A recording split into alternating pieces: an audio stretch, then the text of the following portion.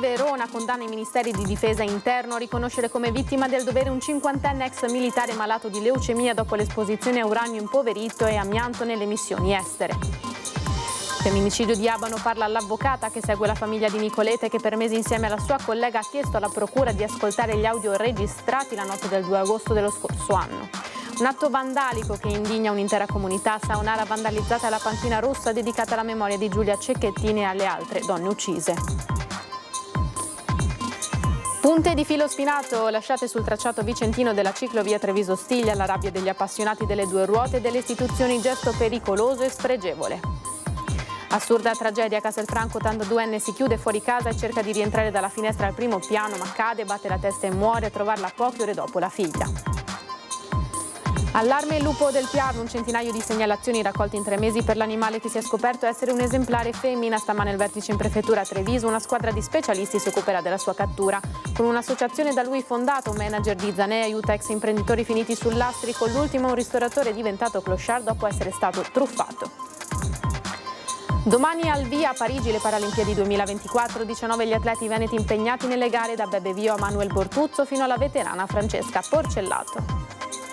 Emozionata e felice, il cinema che più amo è quello che affronta i temi sociali. Ai nostri microfoni Sveva Alviti, madrina di Venezia 81, che domani sera aprirà la mostra al Lido. Dall'attrice e modella anche un appello per la pace.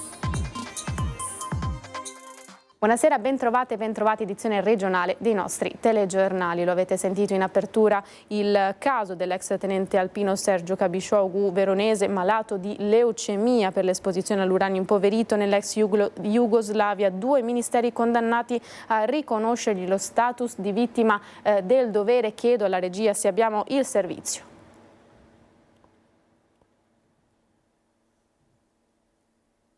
Andiamo dunque al femminicidio, come avete sentito dai nostri titoli, di Nicoletta Rotaru. Parla l'avvocata che segue la famiglia e che per mesi insieme alla sua collega ha chiesto alla procura di ascoltare i messaggi audio registrati della donna morta nell'agosto 2023.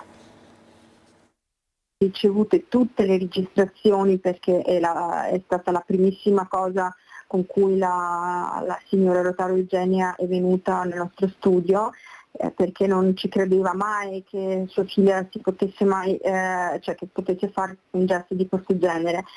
La Nicoletta era felicissima e quindi non ci sono stati dei motivi per cui potesse far fine alla sua vita. La svolta, o meglio la spinta decisiva alle indagini sulla morte di Nicoletta Rotaru è arrivata dalle legali della famiglia della 39enne morta il 2 agosto 2023. Le avvocate Tatiana Vigia e Roberta Cerchiaro avevano ricevuto dalla madre di Nicoletta tutti gli audio dei litigi con il marito violento Eric Zorzi, che la 39enne le inoltrava, e così hanno più volte sollecitato la procura portando come prova i messaggi. Le 2 legali per mesi hanno cercato di recuperare il PC di Nicoletta e il suo telefono, che i carabinieri avevano sequestrato 6 mesi prima, all'alba del 2 agosto, quando erano intervenuti per quello che sembrava essere un suicidio, ma che in realtà a tutti gli effetti è risultato essere un omicidio. Poi dopo i colloqui con i carabinieri, con i quali abbiamo parlato per ore, e insistito appunto di tirar fuori le cose che sono state sequestrate, tra cui era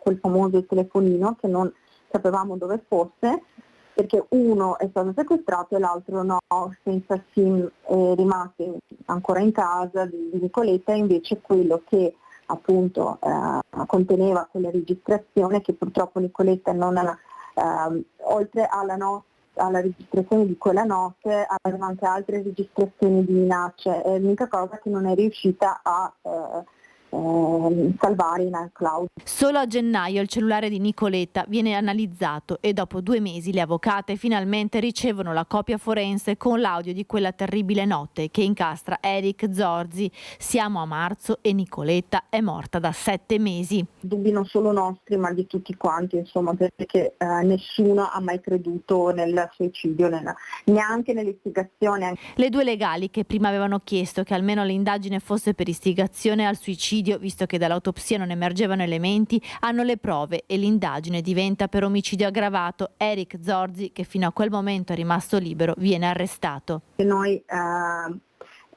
sin da subito abbiamo capito che, perché dalle registrazioni emergevano anche maltrattamenti anche nei confronti delle figlie, per cui noi preoccupatissimi proprio dell'incolumità delle bambine, abbiamo appunto proibito a tutti di pubblicare qualunque cosa per non che non succeda qualcosa di peggio alle bambine. Ora l'attesa per il 17 settembre, quando è prevista l'udienza preliminare per il 42enne accusato di omicidio volontario aggravato, e la speranza che la famiglia di Nicoletta possa avere giustizia. Era inquietante sentire quei sforzi per cercare di respirare. Esposizione all'uranio impoverito, 2 ministeri condannati a riconoscere lo status di vittima del dovere all'ex tenente alpino Sergio Cabiscioglu. Siamo ora in grado di farvi vedere il servizio di Lina Paronetto. Io ho assolto il mio dovere come ufficiale dell'esercito andando in missione, e nel momento in cui sopraggiunge una malattia di questo genere, come un cancro, mi auguro sempre che lo Stato che mi ha mandato in quei posti mi tuteli anche. Ecco. Ministeri della Difesa e dell'Interno condannati in via definitiva a riconoscere come vittima del dovere il tenente di fanteria alpino Sergio Cabigiosu, 50 anni, veronese, a cui nel 2017 venne diagnosticata la leucemia mieloide cronica provocata dall'esposizione all'uranio impoverito.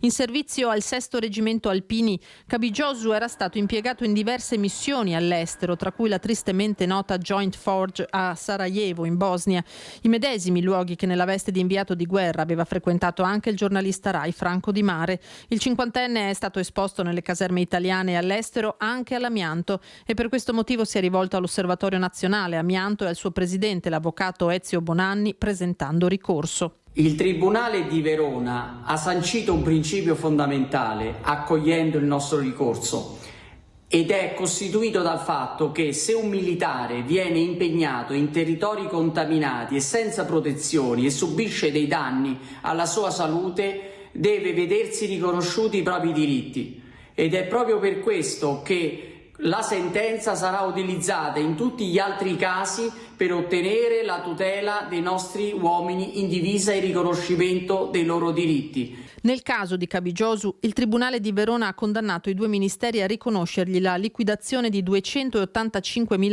euro, oltre agli assegni vitalizi mensili per 2.100 euro che percepirà a vita. Io mi ritengo una persona molto fortunata, nel senso che il mio cancro è, grazie al cielo, uno dei cancri su cui la medicina e la ricerca hanno sviluppato una medicina mirata che mi consente di vivere una vita normale. Sono anche però molto consapevole che non tutti i miei colleghi che hanno operato all'estero e che hanno avuto di questi problemi hanno questo tipo di malattia, ma ne hanno altre che a volte si sono anche rivelate più letali. Cabigiosu e l'Osservatorio si augurano che questa sentenza costituisca uno spartiacque. I diritti di chi è rimasto contaminato andrebbero riconosciuti in automatico, non dovrebbero essere necessari anni di battaglie legali. In Veneto, dove seguiamo decine e decine di altri casi, come nel resto d'Italia, dove sono centinaia le vittime che non hanno visto riconosciuti i propri diritti. Auspichiamo nel futuro che il Ministero possa riconoscerli senza la necessità che si arrivi ad un contenzioso giudiziario. Un atto vandalico che indigna un'intera comunità è successo a Saonara, dove è stata vandalizzata la panchina rossa dedicata alla memoria di Giulia Cecchettin.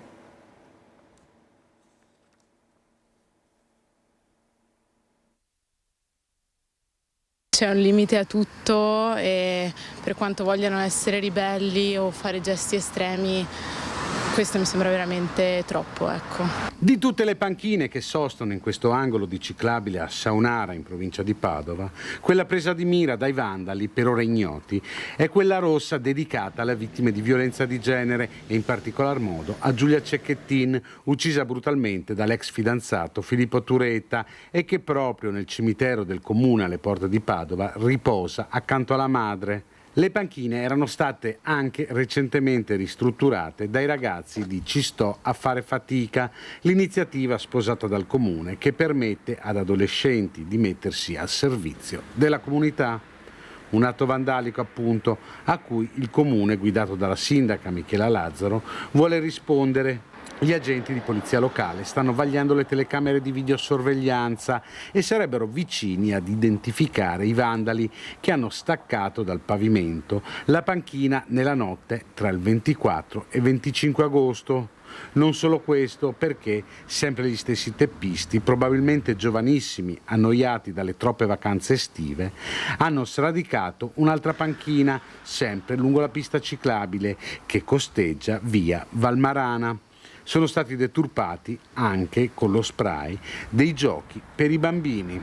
I vandali ce ne sono ancora di più, quindi penso che sono tutti gesti che vanno oltre alla sensibilità, insomma, quindi sono persone che secondo me non sanno neanche cosa stanno facendo, quindi è una cosa molto brutta, sì.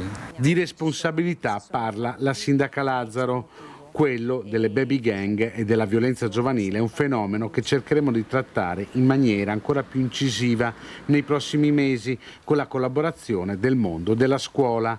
È naturale, dice, che la parte più importante in un'ottica di crescita dei giovani spetta però alle singole famiglie. Punte di filo spinato sparse sulla ciclovia Treviso-Stiglia.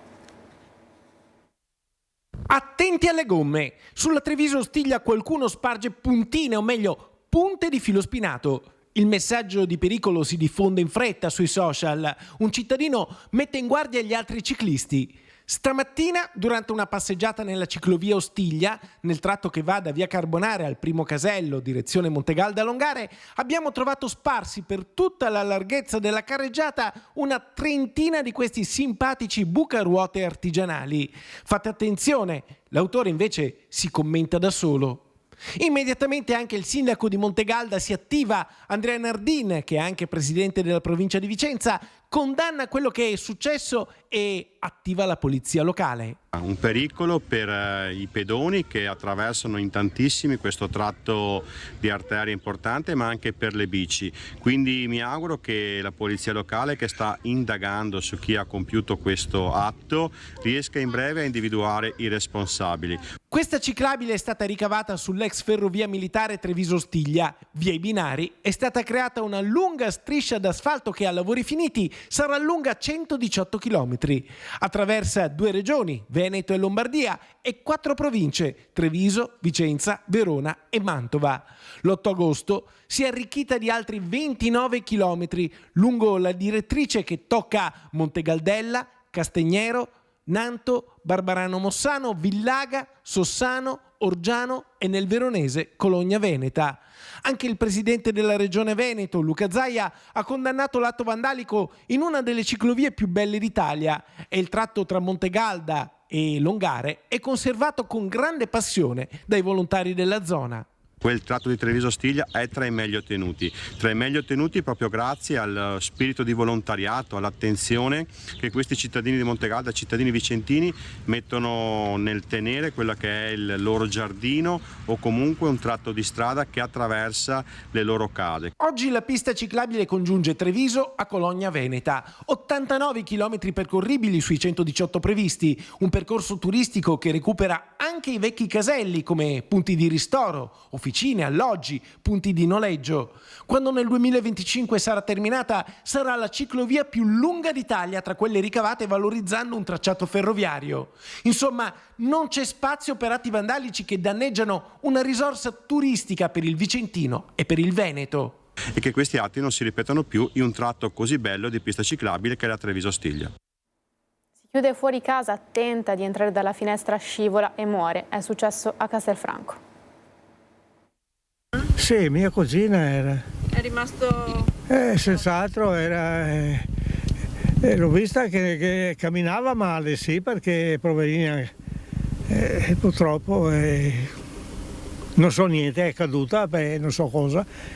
L'hanno trovata così Non posso dire più di altro perché anche per me è stata una sorpresa. È ancora sotto shock il cugino di Valli Carraro, l'anziana vedova di 82 anni trovata senza vita davanti alla porta di casa da una delle figlie che andava a riprendersi il cane che l'aveva lasciato in mattinata. Una tragedia domestica accaduta in via San Venanzio Fortunato a Castelfranco, la cui dinamica ha del paradossale. La signora stava preparando il pranzo quando, uscendo in giardino, si è accorta che le si era chiusa dietro la porta di casa. Non avendo le chiavi con sé, ha così provato a rientrare da una finestra lasciata aperta, prendendo una sedia proprio dal giardino e tentando la scalata. Ma purtroppo ha perso l'equilibrio e, cadendo sul cemento, ha riportato un forte trauma cranico che le è stato fatale. Ha scoperto tutto una delle figlie rientrando nel pomeriggio dal lavoro. Ha chiamato immediatamente i soccorsi, ma i sanitari nulla hanno potuto se non constatare il decesso della signora. Sul posto anche i carabinieri, che sono tornati un paio di volte sul luogo dell'incidente per i rilievi del caso e per escludere il coinvolgimento di altre persone. È una tragedia, sì, perché a una certa età siamo tutti in pericolo. Bisogna rassegnarsi e basta, non so cosa dire. Grande il cordoglio del vicinato. La sua dirimpettaia la conosceva da 44 anni e la ricorda come una persona buona, sempre gentile e disponibile, una vera amica alla quale potersi rivolgere in qualunque circostanza. Come comunità ci stringiamo alla famiglia e esprimo il cordoglio mio personale e quello di tutta Castelfranco Veneto in questa circostanza tragica. Spiace, tendiamo di capire le dinamiche dell'incidente. Arrivano messaggi di una persona bella, una persona che stava bene con i vicini, che stava bene con tutti e che viveva la sua età in modo esemplare. Quindi con questo messaggio rinnovo le condoglianze a nome mio e di tutta la città. Lascia i 3 figli, Daniela, Marina e Giuseppe, e gli adorati nipoti Diego, Nicolas, Sofia, Leonardo ed Edoardo, i parenti e i numerosi amici che si era creata in città. Centinaia le segnalazioni per la lupa del Piave questa mattina al vertice in prefettura a Treviso. 26 a Maserata, 17 a Spresiano, 16 a Breda di Piave, 7 a San Biagio, 6 a Ponte di Piave, via via incalando. Un centinaio di segnalazioni nell'arco di 3 mesi del lupo, anzi della lupa, trattandosi di una femmina che si sposta lungo il Piave. L'ultima in ordine di tempo a San Polo, tra Guizza e San Giorgio. In prefettura il punto della situazione chiesto dai sindaci dei comuni rivieraschi, che hanno ottenuto rassicurazioni sul fatto che l'animale selvatico, tutelato per legge, sarà a breve catturato come da autorizzazione rilasciata dal Ministero, che ha impiegato poche settimane a dare il via libera all'operazione a fronte di attese in altre circostanze anche di 8 mesi. Di rintracciare la lupa, ma non è del tutto escluso che gli esemplari in circolazione possano essere anche 2, si occuperà una squadra specializzata di tecnici forestali. Nel territorio classico, che può essere quello della Malga nel Bellunese, una squadra di questo tipo, che è specializzata nella cattura, ci impiega circa un paio di settimane, però sono stati piuttosto guardinghi nel dare la tempistica, perché l'area è vasta, l'area è nuova e soprattutto non ha un collare col GPS, quindi solamente tramite le segnalazioni si può sapere dove si trova il lupo. È vero che l'attività di monitoraggio è in corso, però dobbiamo continuare a fare la nostra parte come cittadini, questo è fondamentale. I primi cittadini cercavano rassicurazioni e le hanno trovate, dicono, non rimane che attendere. A Salgareda segnalazioni nel mio territorio non ne ho avute e il territorio è molto particolare mio, è un corridoio. Invece diciamo che il collega di Maserata ovviamente ha un'estensione anche molto più grande. Si sposta in un'area che attualmente non è il suo habitat naturale, perché quello che sarà fatto da parte di tecnici specialisti, non da parte del fai da te che non funziona mai su queste cose, è ovviamente la cattura, chiaramente se serve la cura di questo esemplare. Punto e fine. Questo è il messaggio che deve passare. E non c'è un'emergenza, non c'è un pericolo vero e proprio, l'uomo può stare tranquillo. Non c'è un'emergenza, continua Marini, ma nessuno può escludere che altri esemplari in futuro discendano il Piave ed è importante preparare la popolazione. Se questa lupa non è ancora tornata da dove è venuta è anche perché la si è approcciata in modo scorretto. Da qui l'idea di organizzare serate a tema e distribuire materiale informativo. A breve arriverà anche un vademecum da chiaramente condividere con la cittadinanza per i comportamenti da tenere in caso di avvistamenti e di contatti ravvicinati con l'esemplare. Cambiamo argomento. 149 direttori dei servizi generali e amministrativi prenderanno servizio in scuole di tutto il Veneto. Penso che sia una giornata particolare e soprattutto importante per tante persone che durante la loro carriera scolastica hanno svolto il ruolo di assistente amministrativo e facente funzione in quello di SGA, e finalmente vedono coronarsi un sogno, quello della stabilizzazione nella loro funzione definitiva. Eccoli in attesa della chiamata davanti all'ufficio scolastico regionale di Mestre alcuni dei quasi 150 nuovi direttori dei servizi generali e amministrativi delle scuole venete, i cosiddetti di SGA. Altri all'interno dell'edificio stanno già firmando i documenti d'assunzione. Nel suo ufficio il direttore generale Marco Bussetti esprime soddisfazione assieme ai rappresentanti sindacali di CGIL, CISL, ANI e FESNALS. Per la scuola in Veneto è importantissimo perché noi abbiamo posti vacanti da funzionari ex di SGA, quindi i direttori amministrativi della scuola, abbiamo circa 260 posti vacanti e stamattina possiamo nominare 143 nuovi direttori amministrativi che finalmente troveranno la stabilizzazione. Queste persone sono quelle che collaborano direttamente con i dirigenti scolastici e garantiscono tutta quella parte amministrativa che a volte viene spesso trascurata, no? Si tende sempre più a guardare il rapporto discente-docente, ma che invece attraverso il loro lavoro garantisce l'avvio corretto dell'anno scolastico. Da un lato c'è quindi la soddisfazione personale e professionale di uomini e donne che vedono stabilizzata la propria situazione lavorativa, dall'altro un robusto rafforzamento dei servizi negli istituti scolastici della regione. È definita una giornata per certi versi storica. Sì, direi storica anche perché sembra che il Veneto sia la prima regione a farlo in Italia. Penso che tutte le altre regioni italiane seguiranno il nostro percorso, ma in questo momento sono anche abbastanza orgoglioso per tutto il lavoro che l'ufficio è riuscito a realizzare e voglio ringraziare le organizzazioni sindacali e tutti i miei collaboratori per essere arrivati a questo successo. E ora dal Vicentino una storia di rinascita e solidarietà. Il lieto fine per la drammatica storia di Andrea, un ex ristoratore finito sul lastrico dopo essere stato truffato. La sua disavventura, che lo aveva trasformato in clochard a mendicare sui marciapiedi di Milano, è radicalmente cambiata grazie ad un imprenditore vicentino, Mirko Gasparotto. L'ho rintracciato, mi ha dato il numero, l'ho chiamato.